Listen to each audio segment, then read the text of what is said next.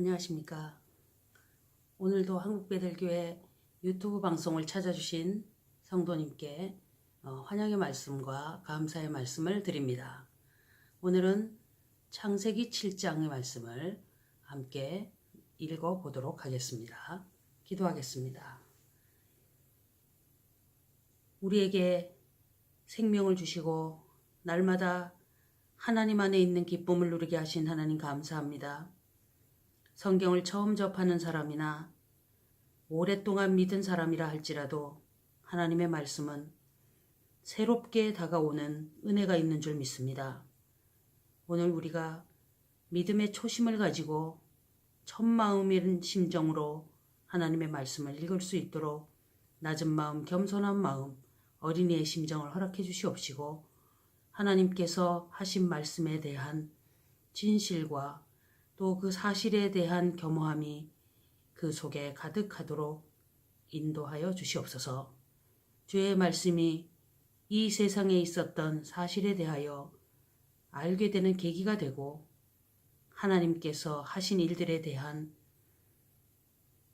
그 심정을 알아들이며 우리가 주님 앞에 있어서 어떻게 살아야 되는지에 대한 심정까지 새롭게 각오할 수 있게 되는 은혜를 허락하여 주옵소서.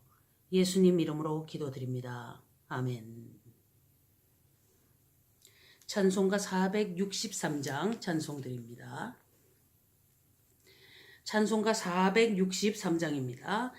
험한 시험 물속에서 나를 건져주시고 노한 풍랑 지나도록 나를 숨겨주소서. 주여 나를 돌아보사 고이 품어주시고 험한 풍파 지나도록 나를 숨겨주소서. 권세 능력 무한하사 모든 시험 이기고 풍랑조차 복종하는 내 주 앞에 비오니 주여 나를 돌아보사 고이 품어주시고 험한 풍파 지나도록 나를 숨겨주소서. 사망길에 빠진 이 몸 캄캄한 데 매며 부르짖는 나의 원 들으소서. 내 주여 주여 나를 돌아보사 고이 품어주시고 험한 풍파 지나도록 나를 숨겨주소서.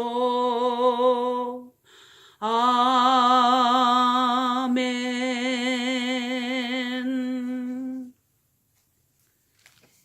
하나님의 말씀 창세기 7장 말씀입니다. 여호와께서 노아에게 이르시되 너와 내 온 집은 방주로 들어가라. 내가 이 세대에 내 앞에서 의로움을 내가 보았음이니라. 하나님께서 노아를 방주에 들어가도록 허락하신 것이 의롭다. 이렇게 평가하시는 말씀을 읽습니다. 그런데 이 의롭다는 것의 그 초점이 6장 9절을 보면은 노아는 의인이요 당세의 완전한 자라 그가 하나님과 동행하였으며 이런 표현이 나옵니다. 세상 사람은 폐괴하고 강포하고 죄악이 관영하여서 계획이 항상 악하다. 그렇게 평가를 받지만 노아는 의롭다. 의로움을 보았다. 하나님이 의로움을 보았다고 하십니다. 그러니 그것은 어떤 생각이나 또 어떤 그 자신의 자의식이나 이런 것보다는 뭔가를 보여줬다. 이렇게 볼 수가 있습니다. 6장 22절을 보면 노아가 그와 같이 하되 하나님이 자기에게 명하신 대로 다 준행하였더라. 이 말씀이 바로 7장 1절의 근거라고 그렇게 충분히 우리가 알 수가 있습니다.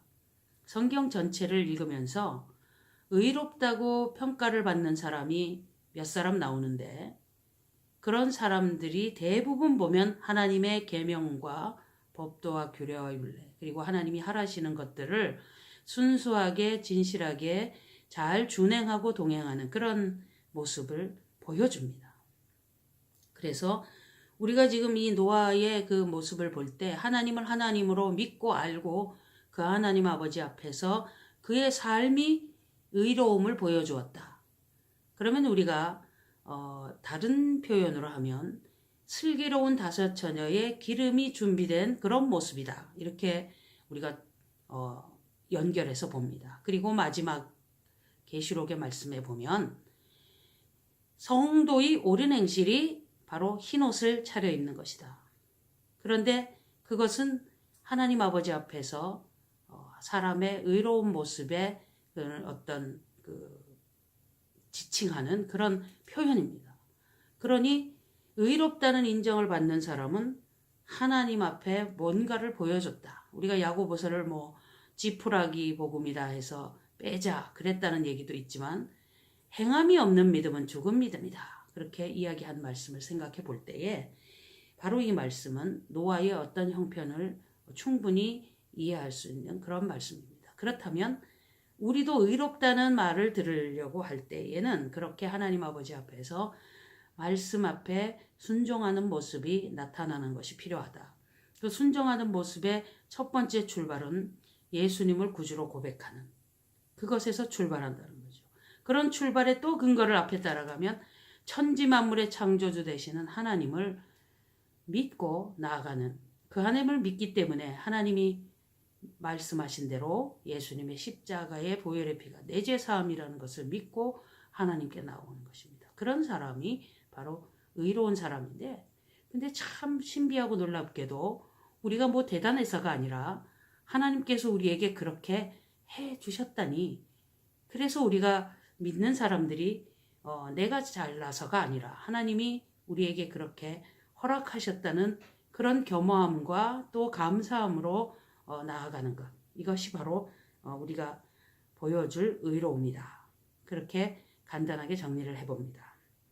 너는 모든 정결한 짐승은 암수 7씩. 지금 정결한 짐승이라는 개념은 있겠죠. 어떤 기준이. 그런데 우리가 그 6장을 보면은요. 암수 한 쌍씩 드려라. 19절에 그렇게 돼 있어요. 그리고 암수를 각기 둘씩 이렇게 들어가게 하라. 그것은 쌍으로 넣으라는 그런 이야기를 하신 것이 6장의 이야기고 7장은 둘씩 짝을 짓되 정결한 짐승은 7씩 넣고 부정한 것은 암수 2씩을 4개로 취하며 이제 정리가 좀 됩니다. 공중의 새도 암수 7씩을 취하여 그 씨를 온 지면에 유전케 하라. 만일에 이제 그 상황이 어떻게 전개될지 모르니까 이렇게 어느 적절한 선에서 우리가 컴퓨터를 하는 사람들이 한 개를 가지고 있다가 그 속에 있는 정보가 갑자기 고장나서 다 날아가면 다음 방법이 없죠. 그런 것처럼 어려움이 있을까봐 또 여러 가지를 준비해서 2-3가지 미리미리 준비해서 하나가 망가지면 하나를 쓰고 그러듯이 아마 그런 예비와 연관도 있을 것이다. 굉장히 그 현실적이고 또 실용적인 그런 말씀을 주는 것이 우리에게 느껴집니다. 그러니까 하나님께서는 어떤 말씀을 하실 때 보면 무슨 어떤 뭐 기적적인 신비한 이런 것들에 대하여 하나님 앞에서 기대를 많이 하는데 그런 것에 이제 떠나서 그것보다 더 근본적으로 중요한 것은 아무런 기적 아닌 것 같은 일상이 기적이라는 것. 그것에 대하여 우리가 또 깊이 좀 생각을 해봐야 될 겁니다. 뭔가 대단한 사건이 일어나야 그것이 하나님의 역사하심이고 그냥 이렇게 살아가면은 이거는 그냥 우리가 사는 거라고 착각을 하는데 이 모든 것이 하나님 영역 안에 있다는 것을 알고 평안할 때도 하나님이 함께 하셔서 기적적으로 인도하시는 것이고 또 어려움 있고 힘들 때 또 주시는 은혜로 뭔가 또 새로운 반전이 나타나고 이런 것이 공존하고 혼재하는 것이지 그것이 뭐 어떤 것은 하나님의 역사고 어떤 것은 아니다 이렇게 하기에는 우리가 잘 판단할 수 있는 능력이 대단한 사람들은 아닌 것이죠. 그래서 늘 하나님께 이것이 무슨 사건입니까? 여쭈어보고 그렇게 살아가야 하는 것이 마땅하겠습니다. 지금부터 7일이면 내가 40주야를 땅에 비를 내려 나의 지은 모든 생물을 지면에서 쓸어버리리라. 엄청난 말씀입니다. 하나님께서 지면에서 사람들을 쓸어버린다. 사람만이 아니라 생물까지. 공중에 나는 새까지. 7일 후에 또 40일 동안 비가 내린다. 밤낮으로. 아마 보통 한 2, 3일만 내리면은 홍수가 나서 견딜 수가 없을 텐데 40일이면은 상상할 수 없는 그런 시간이고 그 폭우의 그 뭐 몇 미리 이런 것들은 우리가 잴 수도 없을 것 같습니다. 노아가 여호와께서 자기에게 명하신 대로 다 준행하였더라. 또 이 표현이 나옵니다. 이견이 없고 군말이 없고 말씀하신 대로 그대로 순수하게 나가는 이런 모습들이 하나님 앞에서 의롭다는 그런 평가를 받는 아주 중요한 행실입니다. 행동을 달아보았을 때 합격을 한 것이죠. 자, 그러면 행위로 구원을 얻느냐 그런 것보다는 그런 행위를 하는 사람은 구원받은 자들의 모습이다. 이렇게 거꾸로 봐야 됩니다. 6절 홍수가 땅에 있을 때 노아가 600세라. 홍수가 땅에 있을 때 노아가 600세 때 홍수가 일어났다. 그런데 또 이 5장 32절에 보면 노아가 500세 된 후에 셈과 함과 야벳을 낳았더라. 그리고 600세의 홍수가 있었더라. 그 중간에는 방주를 만들었더라. 그래서 보통 한 100년 정도 아마 방주 만드는데 시간이 들지 않았겠나 하는 그런 어떤 대충 생각이 드는 그런 대목이 됩니다. 뭐 100년을 지었는지 80년을 지었는지 50년을 지었는지 그것은 구원의 어떤 설명에는 그다지 중요한 것은 아닙니다. 얼마간을 했든지 간에 하나님의 말씀을 다 준행했다. 그리고 방주가 있었고 방주에 들어가는 자는 생명이 보존되고 들어가지 못한 자는 다 죽음을 맞이하게 되는 그런 쓸어버림을 당하는 그런 상황이었다. 이런 것이 중요한 겁니다. 그런데 안에 있는 자와 밖에 있는 자의 경계선은 무엇이냐? 하나님 아버지 앞에서 하나님과 동행하고 하나님이 인정하시는 의로움이 보인 자와 아닌 자의 차이라고 그렇게 우리가 성경을 통해서 지금 읽었습니다. 뭐 여기에 또 다른 문장의 말이 없기 때문에 우선 그렇게 우리가 읽고 또 받아들이고 있습니다. 노아가 아들들과 아내와 자부들과 함께 홍수를 피하여 방주에 들어갔고 정결한 짐승과 부정한 짐승과 새와 땅에 기는 모든 것이 하나님이 노아에게 명하신 대로 암수 둘씩 노아에게 나와 방주로 들어갔더니 여기저기 가서 짐승들을 데려오는 것보다 하나님이 그렇게 나아오도록 하셨다. 이런 거죠. 자부들과 아내와 아들들이 함께 방주에 들어가는데 상식적으로 봤을 때 노아가 의인인데 왜 이 사람들을 구원하냐? 그럼 가족 단위의 구원이냐? 그런 의미보다는 우리가 이렇게 짐작을 좀 해보겠는요. 그 당시에 엄청난 많은 사람이 노아가 방주를 짓고 그 안에 들어가자 그랬다면 누가 들어가겠습니까? 그 자식들도 롯의 사위들처럼 비웃을 수가 있었을 텐데 그 며느리들과 그 부인과 아들들이 같이 방주 안에 들어가자 하니까 노아를 따라서 네 하고 움직이잖아요. 이런 가정의 그 가장 앞에서 하나님 앞에서 이루어지는 이런 모습들이 우리에게 귀감이 되고 있습니다.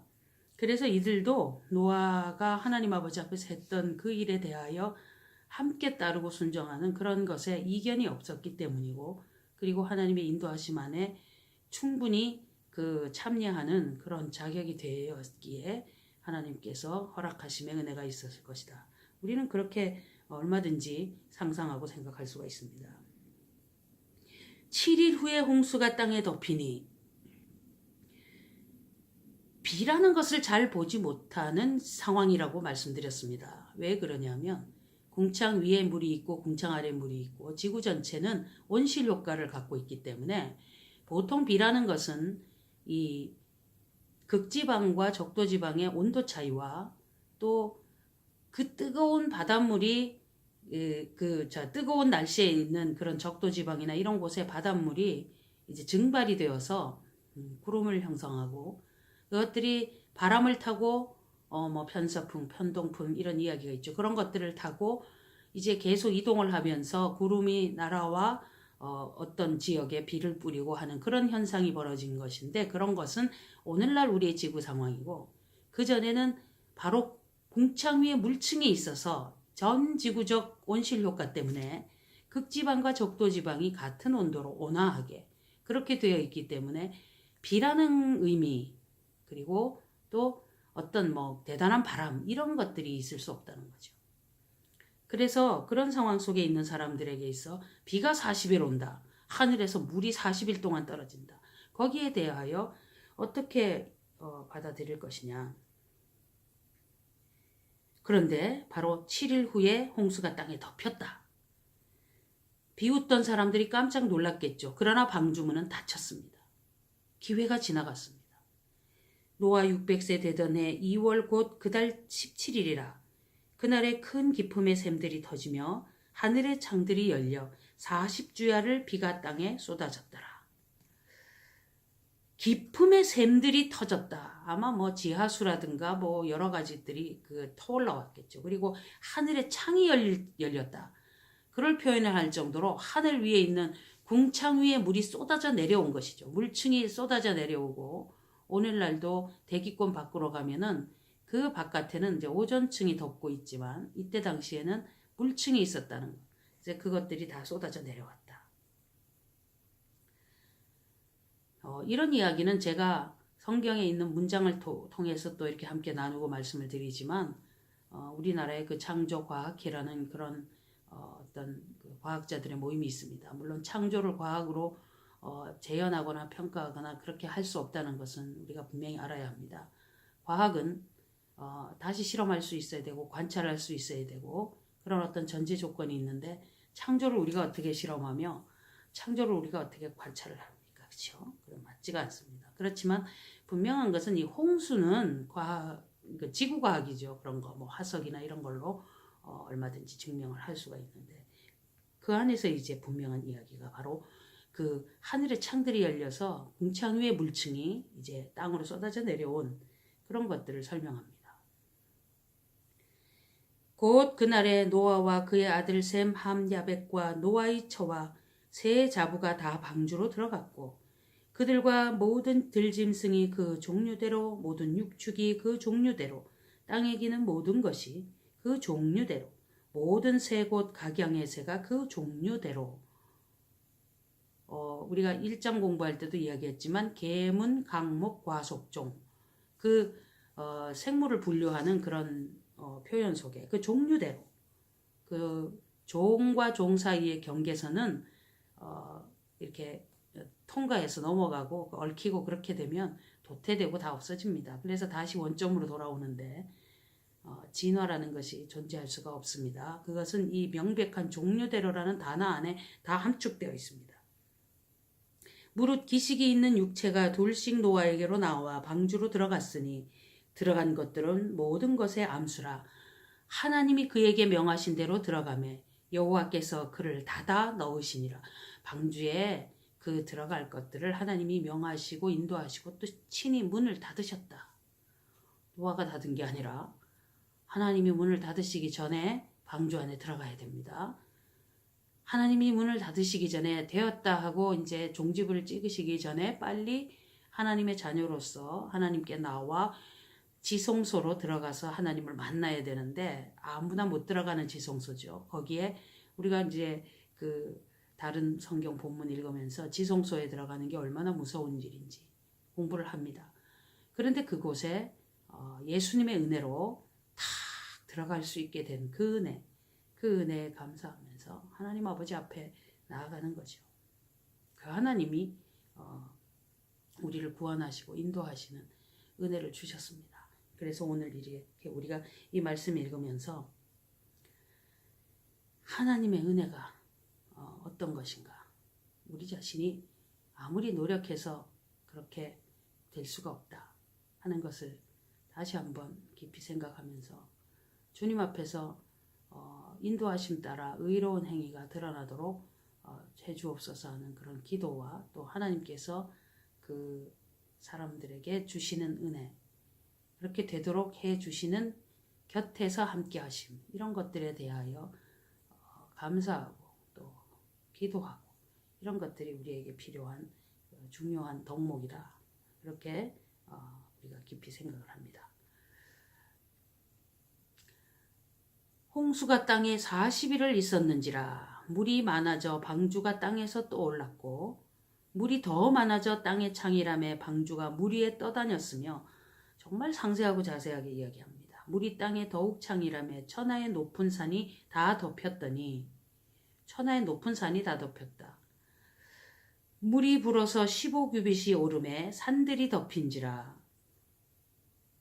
땅 위에 움직이는 생물이 다 죽었으니 곧 새와 육축과 들짐승과 땅에 기는 모든 것과 모든 사람이라. 육지에 있어 코로 생물의 기식을 호흡하는 것은 다 죽었더라. 지면의 모든 생물을 쓸어버리시니, 이 쓸어버린다는 표현이 굉장히 중요합니다. 우리가 홍수가 나서 막 물이 격변이 일어나서 돌릴 때 보면 바위도 우릉우릉 굴러서 막 돌아다녀요. 그러면서 죽은 사람들, 그런 생물들, 그리고 막 그 많은 식물들, 나무들 이런 것들이 막 뽑히고 얽히고 설켜서 막 떠다니고 쓸어 돌아다니다가 어느 곳에 이제 막 소위 말해 좀 이렇게 처박히게 되고 막 그 덮이게 되고 하죠. 이런 과정 속에서 어떤 층들이 생기고 그 안에 생물들이 갇혀서 급히 눌리고 그렇게 지나면서 화석이 생겼다. 그렇게 설명을 합니다. 그래서 화석이 층층마다 있는데 그것이 시생대, 중생대, 고생대 이렇게 나누어지는 게 아니라 이때 다 생긴 거라는 거죠. 그리고 맨 밑에 바닥에 가면은 처음 창조 때 있었던 땅, 그 밑에는 화석이 없습니다. 없는 게 당연하죠. 처음 만들 때 생물이 밑에 갇혀서 그렇게 화석될 정도의 격변은 없었으니까. 그 위에부터 화석이 있단 말이죠. 그런데 거기서부터 그 어떤 층층 사이사이에 그 화석이 많은 시간을 지나면서 층들이 생긴 게 아니라 홍수 때 단박에 생긴 겁니다. 막 쓸리면서.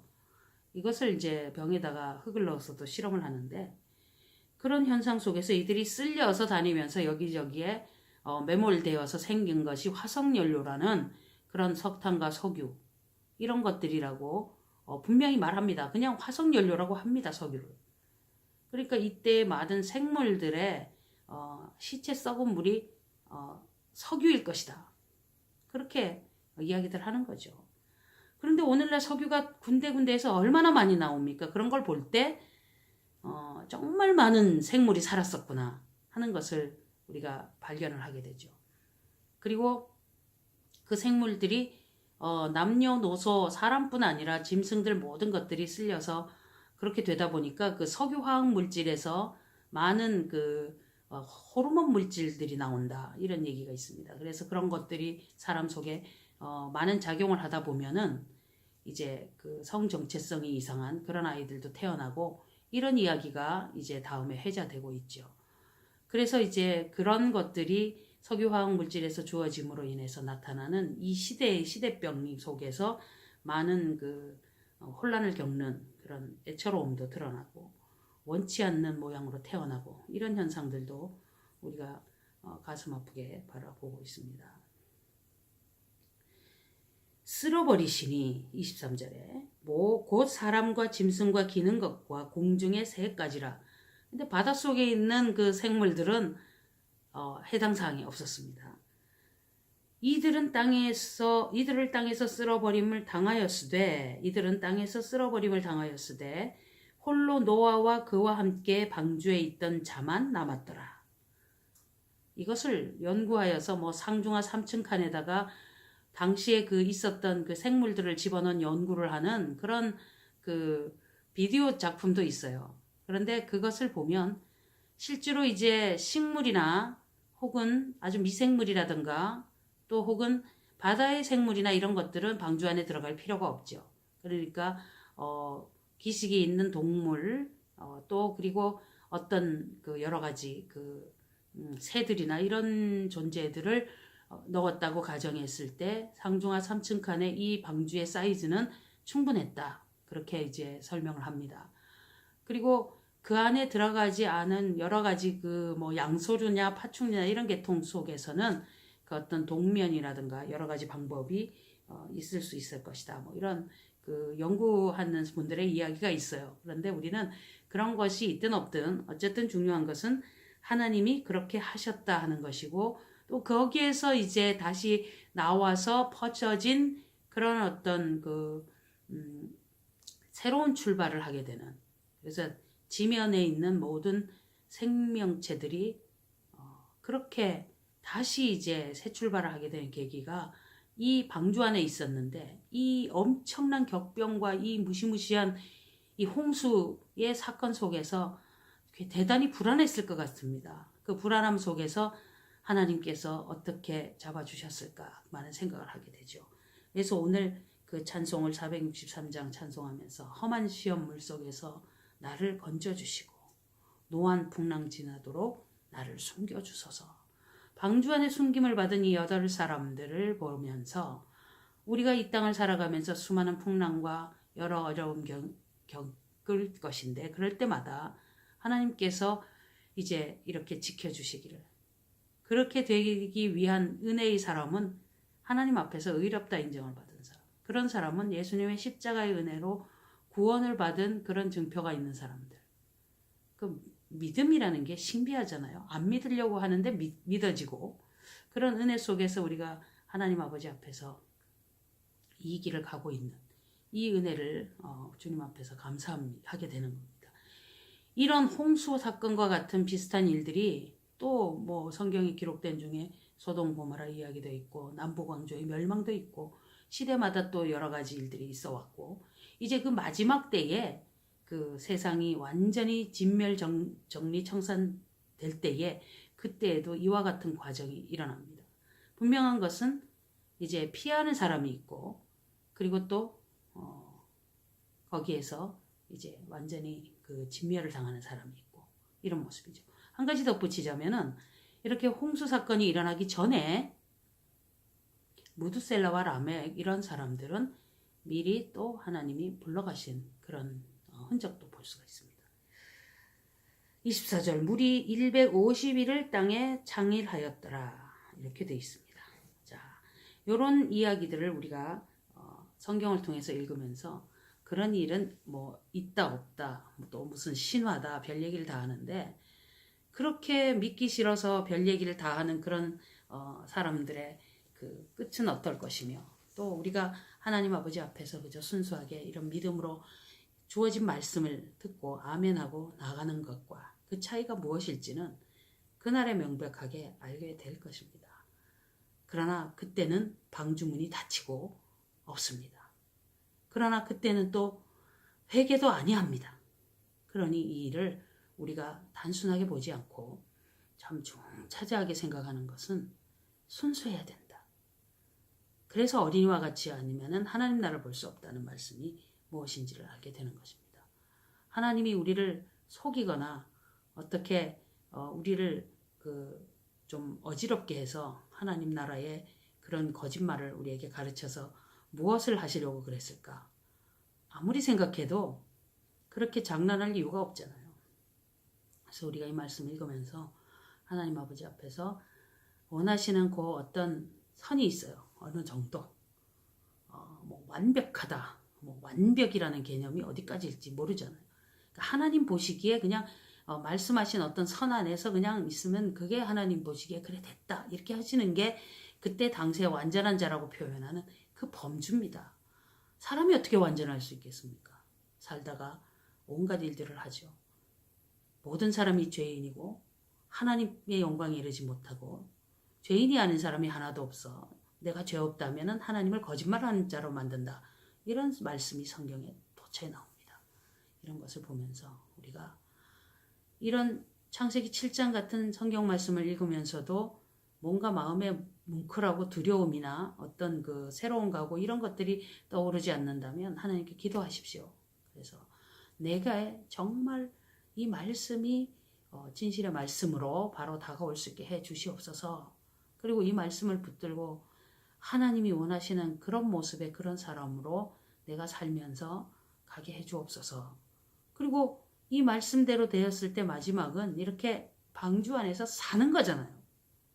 그것을 주신다는데 왜 안 받냐 이겁니다. 그것도 값없이. 그래서 예수님을 믿는 믿음에 대하여서 그냥 다 털고 풀고 그냥 자신을 놓고 나오셔야 합니다. 그 안에 주시는 은혜로 충만함으로 마지막 때에 참 잘했다고 가슴을 쓸어내리며 기뻐하는 그런 사람들 안에 우리가 함께 들어가게 되길 바랍니다. 여기 방주에 들어간 사람 명단 있는 것처럼 우리도 거기에 포함되어야 하겠습니다. 기도하겠습니다. 하나님 아버지, 방주 사건에 대한 이야기를 창세기 7장을 통해서 읽었습니다. 사람들은 자기가 아는 범위 내에서 이런 일이 있다 없다 온갖 일들을 이야기하지만 하나님이 그 말씀하실 때는 그 사실은 있다는 것을 우리가 확실히 알고 하나님이 미쁘신 하나님이시며 그 하나님을 믿는 믿음이 우리에게 얼마나 소중한지를 깨닫고 살아가도록 이 믿음을 허락해 주시옵소서. 하나님 아버지 앞에서 깨끗하게 자기를 비워 가난한 자가 되어서 하나님의 말씀을 순수한 백지에 받아 그 말씀대로 사는 것만이 생명의 길이라는 것을 깨닫고 그렇게 되게 해 주옵소서. 절박한 심정의 기도를 하며 간구하며 주님 앞에서 이 모든 것을 받아 누릴 수 있는 은혜의 사람들 다 되도록 인도하여 주옵소서. 우리는 결단코 방주밖에 있지 않기를 원합니다. 하나님의 구원에 그 크신 은혜의 방주 아래서 하나님을 기뻐하며 하나님 아버지 앞에서 동행하며 사는 그 천국의 소망의 승리자들이 다 되도록 인도하여 주시옵소서. 예수님 이름으로 기도드립니다. 아멘. 감사합니다. 다음 시간에 뵙도록 하겠습니다.